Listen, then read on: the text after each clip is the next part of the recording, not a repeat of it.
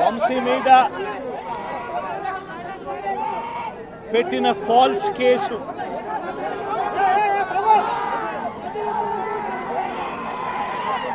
నిజంగా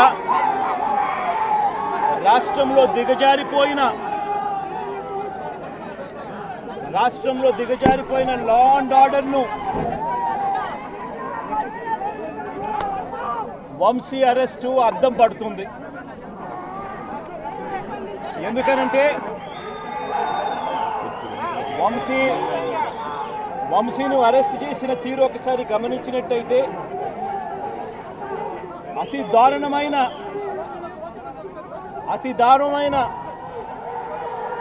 law and order break down కనిపిస్తుంది. ఒకసారి గమనించినట్టయితే ఈ కేసులో గన్నవరం పార్టీ కార్యాలయంపై దాడి జరిగింది అని చెప్పి ఫిర్యాదు చేసిన సత్యవర్ధన్ అనే ఈ వ్యక్తి గన్నవరం తెలుగుదేశం పార్టీ ఆఫీసులో కంప్యూటర్ ఆపరేటర్గా పనిచేస్తూ ఉన్న సత్యవర్ధన్ అనే ఈ వ్యక్తి ఫిర్యాదు చేసిన ఇదే వ్యక్తి సాక్షాత్తు తానే జడ్జి గారి సమక్షంలో జడ్జి గారిచ్చిన సమన్లకు పోలీసుల ఆధ్వర్యంలో ఆ సమన్లు అందుకొని జడ్జి గారి దగ్గరికి వచ్చి జడ్జి గారితో తానిచ్చిన వాంగ్మూలాన్ని ఒకసారి గమనిస్తే ఆ వాంగ్మూలంలో ఆయన చెప్పిన మాటలు ఏమిటి, చివరికి ఈరోజు వంశీ మీద పెట్టిన ఫాల్స్ కేసు ఏమిటి, ఇదే సత్యకుమార్ అనే వ్యక్తి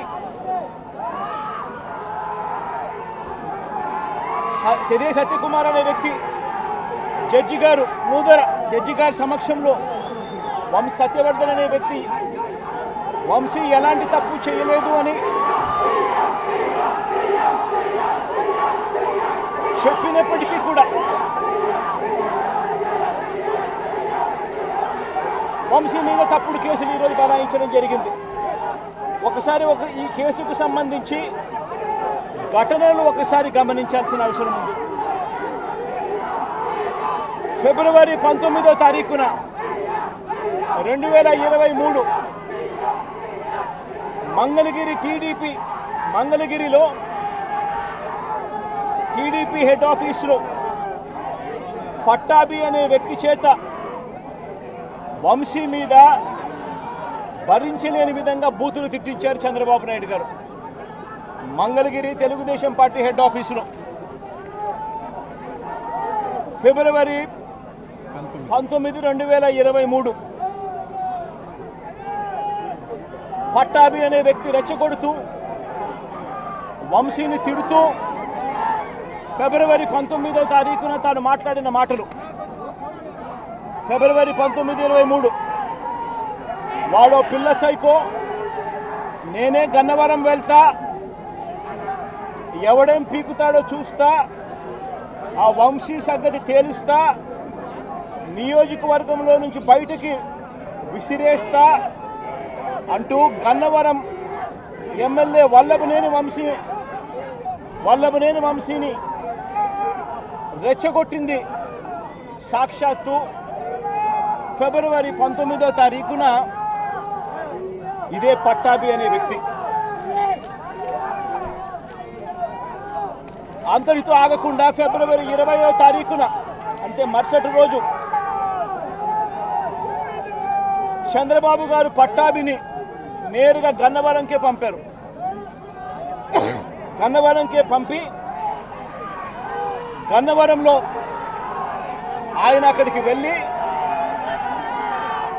గన్నవరంలో మళ్ళీ ప్రెస్ మీట్ పెట్టి మళ్ళీ వంశీని మళ్ళీ తిట్టి అదే గన్నవరంలో చుట్టుపక్కల ప్రాంతాల నుంచి తాను పోగేసిన మనుషులను